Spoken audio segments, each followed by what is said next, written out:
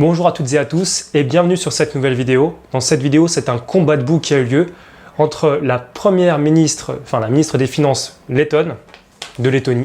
Donc je prends la feuille parce que le nom est juste imprononçable, Dana Rezniece-Odzola, qui est 2243 Elofide, et qui joue face à Hu Yifan, 2658 championne du monde. Et donc c'était à l'Olympiade féminine d'échecs de Bakou, et c'était hier, c'était le 5 septembre 2016.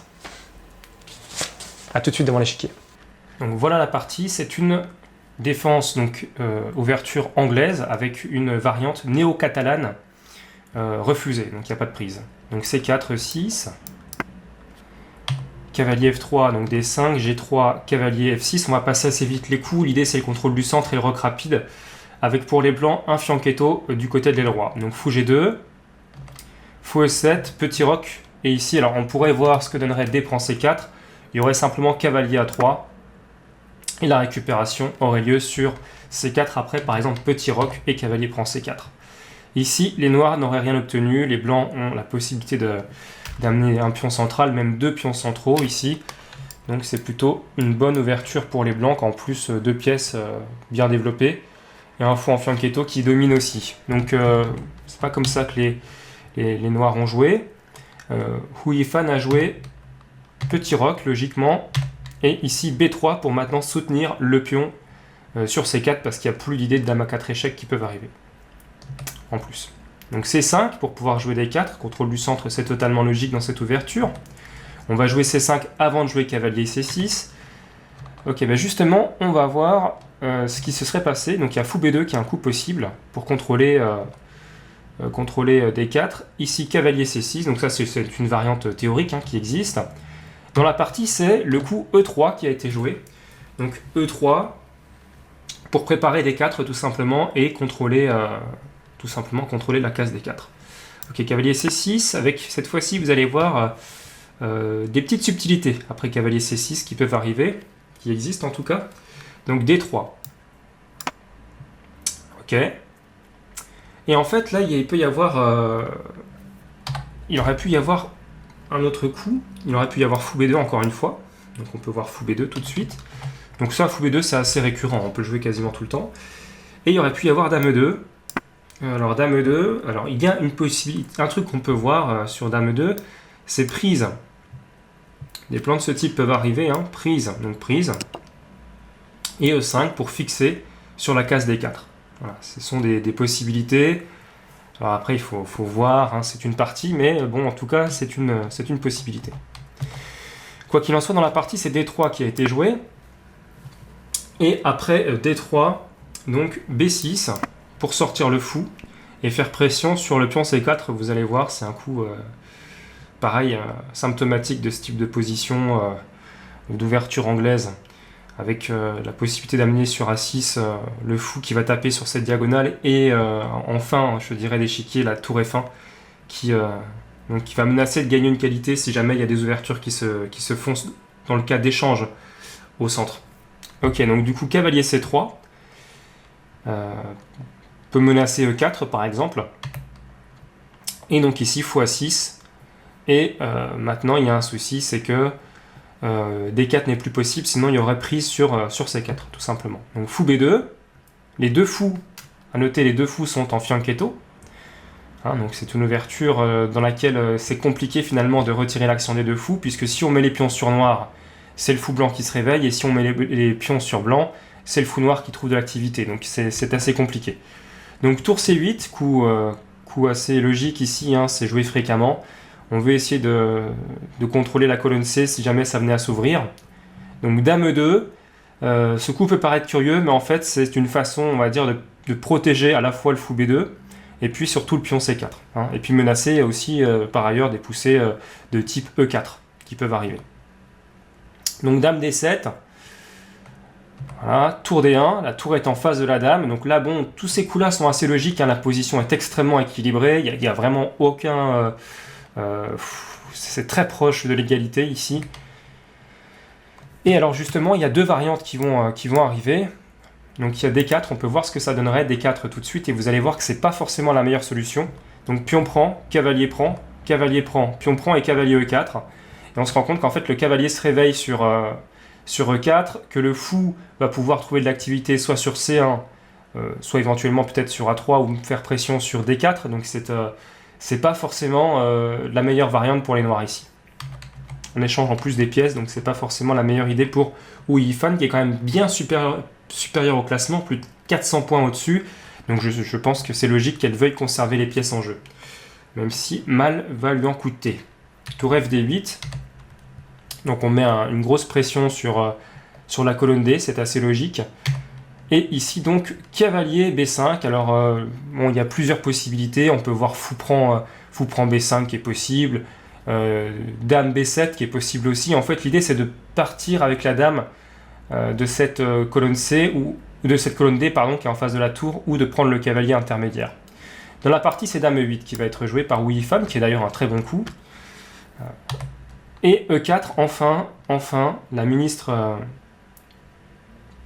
arrive à pousser son pion E et à faire vraiment pression sur D5 et à menacer de pousser E5. Donc on va voir la variante avec D4 qui supprime, vous allez voir, le jeu du fou qui va devoir se recycler via C1 et G5, vous allez voir dans la partie. Donc E5, et là on va tomber sur une complication tactique après cavalier D7 et fou C1. Donc ce sont deux coups logiques, cavalier D7 pour taper sur E5 et fou C1 pour réactiver le fou. Ici fou B7, puisque le fou n'a plus d'avenir sur A6, il faut qu'il recontrôle cette diagonale, puisque E5 a été poussé, donc il n'y a plus le pion sur E4, donc la diagonale est entre guillemets active, il faut la contester, c'est impératif. Et donc après ce coup, les blancs jouent fou G5, qui est un excellent coup, on va échanger les fous de cases noires, et vous allez voir ce qui va se passer. Donc suite tactique, alors qui va pas changer grand chose en fait, qui va juste donner des échanges, cavalier D prend E5, et là, alors il y a plusieurs possibilités. On va déjà voir ce qui aurait pu se passer après fou prend E7, donc cavalier prend F3, dame prend F3, c'est très important pour faire pression sur le fou en B7, vous allez comprendre, et dame prend E7, voilà cette variante, et cavalier prend A7 pour récupérer le pion. Et là il y a plusieurs possibilités, donc déjà un coup qui ne tient pas du tout, c'est cavalier A5. Cavalier A5, le fou est en face de la dame, on peut se dire que c'est pas mal, il est soutenu par le cavalier et par la dame, mais il y a cavalier prend C8, et le problème c'est que si fou prend F3, cavalier prend E7, échec, suivi de fou prend F3 avec une tour de plus. Donc on ne peut pas jouer cavalier A5. Alors ici il y a deux autres variantes, il y a cavalier E5 qui peut être joué avec, vous allez voir, dame prend B7, fou prend B7 et tour C7 pour récupérer une pièce. Alors dans la suite logique, ça serait plus de jouer F4, tour prend B7, pion prend E5, puisque ça met une faiblesse sur F7 ici. Tour prend A7 et après A4, franchement, ça va être très compliqué de gagner cette partie, puisqu'on peut simplement se cantonner à la défense et il n'y aura aucun moyen de gagner ça, c'est une forteresse impénétrable. Donc ça, c'est la première idée. La deuxième, ici, c'est tout simplement, après cavalier prend A7, tour C7 maintenant, pour pas que le cavalier puisse prendre la tour sur C8 et pour menacer, après le départ du fou, de récupérer la pièce en A7, en tout cas de protéger le cavalier en C6. Donc voilà, ça c'est une variante intéressante. Dans la partie, c'est pas fou prend E7 qui a été joué, c'est cavalier prend E5. Donc fou prend G5. Et ici, coup intéressant, F4 intermédiaire, hein, pour empêcher fou E3. Fou F6 et cavalier prend A7. Et après cavalier prend A7, fou prend B7. Voilà, donc là on attaque la tour. On a une position plutôt correcte pour les blancs. Et vous allez voir des idées d'attaque qui vont arriver avec G4 et H4. Tour C7, le fou revient en G2, on a isolé le cavalier sur un A7, ce qui est plutôt pas mal. Le cavalier revient sur C8 pour se recentraliser avec la case D6, par l'intermédiaire de cette case D6. Et ici, A4 ferme définitivement la colonne A, et le pion B6 ne pourra plus pousser en B5, pour essayer d'attaquer, on va dire. Ok, cavalier D6, et alors là, on va rentrer déjà sur un premier coup un peu étonnant de la part de la joueuse lettonne, de la ministre. G4. Alors G4, ça complique beaucoup, mais c'est vrai que si on regarde la position intrinsèquement, on constate quand même qu'on a un fou en G2 qui domine totalement les cases blanches. On a un cavalier qui est idéalement placé sur la case E5, qui est sur un avant-poste presque. On a une tour sur la colonne F. On a déjà un pion sur G4 et un pion sur F4, donc on va pouvoir pousser sur F5 ou G5. C'est quand même un jeu intéressant, d'autant plus qu'il n'y a pas de contre-attaque sur la colonne A, puisque maintenant elle est définitivement fermée. Donc on peut se dire que la dame avec le contrôle de la colonne E, c'est des éléments quand même qui laissent à penser qu'une attaque serait envisageable. Donc G4. Ok, G6, alors ce coup est plutôt correct. On veut remettre le fou sur G7 et avoir un roc solide avec un fianchetto. Tour D, E1, pourquoi pas. Et fou G7. Et là, je pense que les noirs ont très bien défendu cette position. Jusque-là, c'est très correct. On va pouvoir jouer F6, par exemple, et chasser le cavalier de l'attaque. Alors là, la position se complique énormément après H4. Après H4, bien malin qui pourrait dire ce que vaut cette position. En tout cas, la défense des noirs ne va pas être facile. La preuve, c'est que Wu Yifan ne va pas trouver la solution. Ça complique énormément la position H4. Alors, ok. F6, moi je pense que c'était le coup logique. F6, on chasse le cavalier, pourquoi pas. Vous allez voir que dans la partie, ça va pas changer grand-chose. C'est Roi H8 qui va être joué dans un premier temps. Roi H8, coup curieux quand même, ici. Donc fou H3, logique, on veut pouvoir jouer F5 par exemple. Ou H5, enfin vous allez voir que ça peut amener quand même pas mal de possibilités. Et donc F6 et cavalier F3. Et qu'est-ce qui a changé ici dans cette position? C'est que simplement les trois pions sont situés devant les pièces, sur l'aile roi, et non plus derrière les pièces. Donc on va pouvoir pousser concrètement et attaquer. Faiblesse aussi sur la case 6, qui n'est protégée que par la dame, alors qu'elle est attaquée par la tour et la dame. Donc il faut faut défendre tout simplement E6, et on joue donc tour E7. Protège E6. Ce à quoi les blancs jouent dame G2, ce qui peut être un coup qui peut paraître curieux, puisque dame G2, ok, on enferme complètement le fou H3 qui a plus de cases de jeu, et c'est vrai que c'est très bien vu, parce que sur G5, on pourrait se dire qu'il y a F5 qui va complètement mettre hors jeu ce fou, mais en fait, après G5, F5, vous allez voir qu'il y a un coup très fort pour les blancs. Donc justement, ici, après dame G2, cavalier F7 va être joué dans la partie. On aurait pu aussi voir tout de suite le fameux coup F5 pour essayer de mettre hors jeu le fou blanc, mais de toute façon on le verra bientôt. Donc cavalier F7, tour E2, le plan est simple, de doubler les tours sur la colonne E et de jouer sur la faiblesse du pion en E6 tout simplement. Dame D7, tour F1, on attaque, le fou est dans l'axe de la dame, tout porte sur la case E6, c'est plutôt intéressant. Tour FD8, tour ED8, tour DE8, pardon, excusez-moi. Et donc là, G5, et c'est vrai qu'il y a beaucoup d'attaques sur E6, alors on aurait pu voir cavalier D8 ou des coups comme ça, mais c'est vrai que le plus logiquement du monde, on joue F5 pour ne pas laisser la case, par exemple la case G5 au cavalier, parce qu'on pourrait faire pion prend et cavalier G5, et des choses comme ça. Donc F5 semble un coup totalement logique, mais en fait ici il y a H5, et H5, après mûre réflexion, amène quand même de très fortes complications. Et c'est très compliqué de défendre cette position après H5 pour les noirs. Donc pion prend. Alors pourquoi pion prend? Tout simplement parce que c'est vrai que le pion est très menaçant sur H5. On peut le prendre à un moment donné sur G6, on peut le pousser sur H6. Enfin, c'est extrêmement compliqué de jouer cette position sans prendre. Donc la prise est, je dirais, logique. Et là, en fait, c'est cavalier H4 qui va être joué. Cavalier H4, alors qu'il y avait certainement un coup un peu plus fort, c'était carrément de jouer tout de suite G6. Alors on peut voir ce que ça aurait donné. G6, cavalier sur D8, dame G5, donc H6 pour fermer, parce que si on ouvre là, on est très mal. Dame prend, et cavalier G5 va venir, avec des possibilités peut-être parfois de venir tout simplement sur F7, etc. Donc là, forte attaque à prévoir pour les blancs. C'est la raison pour laquelle, après le coup cavalier H4, en fait, il fallait jouer cavalier D8 pour empêcher que, après G6, en fait, pouvoir jouer H6 et fermer le jeu. C'est pas le coup qui est joué dans la partie, c'est dame C7 qui est joué dans la partie pour attaquer sur F4. Un coup un peu ambitieux, mais après dame F3, le problème c'est qu'on défend sur F4 et on attaque en plus, tout simplement sur H5. Donc, ok, cavalier D8 était toujours... Alors, ouais, cavalier D8 était toujours le coup qui tenait à peu près, on devait être à peu près à plus 1 ici, mais bon, ça tenait à peu près.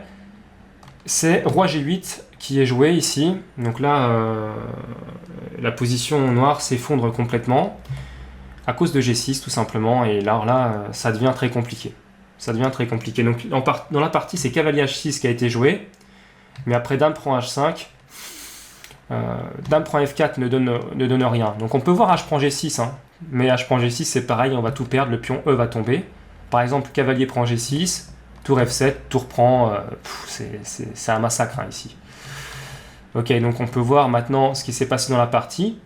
Cavalier prend H6, dame prend H5, dame prend F4. Pour essayer d'avoir une contre-attaque finalement avec dame G3. Mais c'est pas suffisant, les pièces sont pas assez actives du côté des noirs et on est mal quoi tout simplement. Hein. Ok, donc G prend H7 échec, roi prend H7 ça c'est forcé. Et ici la petite combinaison, alors je vais vous laisser la chercher un petit peu quand même pour voir si vous la trouvez cette combinaison. Bon, elle est assez logique, hein, vu qu'on pilonne la colonne E, donc c'est assez logique de jouer ce type de coup qui exploite le clouage finalement. Donc mettez pause pour ceux qui veulent chercher, pour les autres c'est fou prend F5. Et oui, échec, attaque sur E6, derrière il y a la tour en E7 qui est en prise, enfin c'est un massacre quoi. Donc pion prend, alors c'est plus ou moins forcé, tour prend E7, dame G3 intermédiaire, attention, cavalier G2 forcé puisque sinon c'est nul. Effectivement il y aurait dame G3, dame H3, dame G3, dame H3, et la partie se conclurait donc par une nulle, et si jamais on essaie de repartir par E2, tout simplement il y aurait tour prend E7. Donc cavalier G2, il n'y a pas le choix. Et ici, tour prend E7, et ça sent la fin pour les noirs. Ça sent clairement la fin avec la qualité de moins, et une position qui va faire très mal. Donc F4 pour menacer de jouer F3 et de récupérer le cavalier sur F2. Dame E5, le fou en G7 est cloué par la tour en E7, et le pion aussi est cloué sur F4. Vous voyez, ce pion est cloué parce que tout simplement la dame serait perdue si on poussait F3. Donc double clouage, très intéressant. Donc dame G4 pour menacer toujours de jouer F3 et pour continuer à protéger la case G7 parce que sinon ça serait mat. Hein. Ça serait dame mat sur G7 si jamais la dame partait de sa protection. Donc après ce coup, en fait, tout simplement, il y a dame prend F4 et la position noire s'effondre. Alors, ok, dame prend F4, donc dame D1 échec.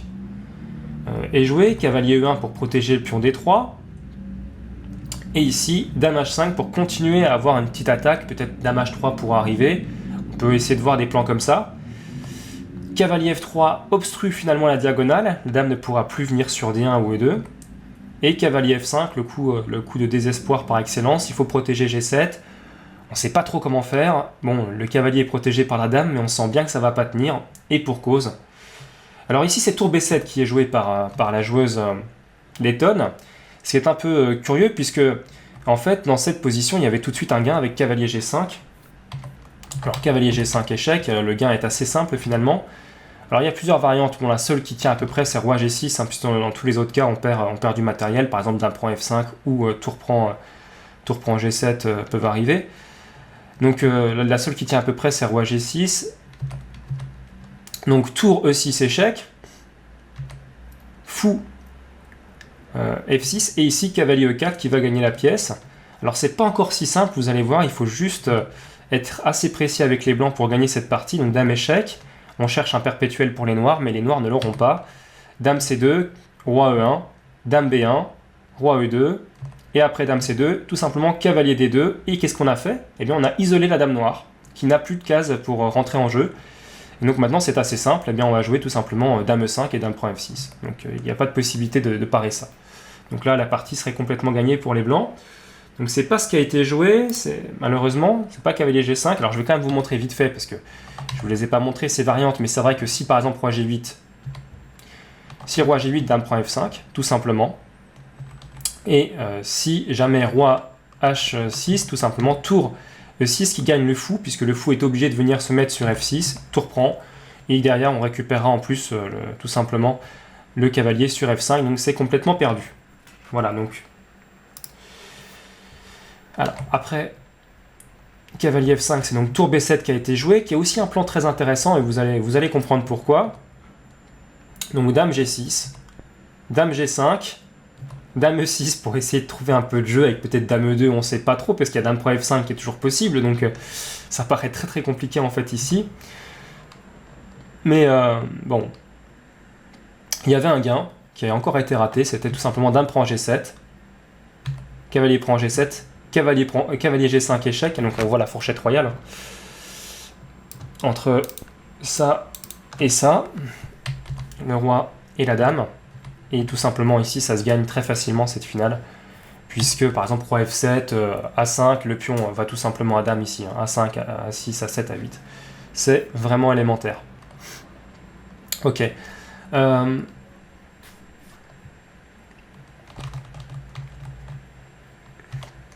Donc c'est dame H5, échec qui est joué.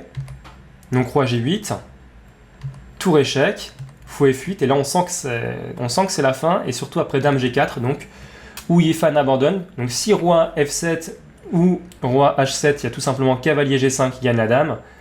Et si jamais on fait le coup cavalier G7, dame prend, cavalier prend, tour prend B6 et le pion A va aller à dame tout simplement. Et il n'y aura aucun moyen de l'en empêcher. En plus, on a 2 pions de plus, une qualité, enfin c'est une partie complètement gagnante. Les 2 rois sont hors jeu, donc c'est le fou en plus, c'est un mauvais fou. Enfin, c'est vraiment une partie injouable ici. Voilà. Et donc, comme quoi, une joueuse à 2243, qui en plus ministre des Finances, a battu la championne du monde, Wu Yifan, qui est à 2658, donc à l'Olympiade d'échecs de Bakou.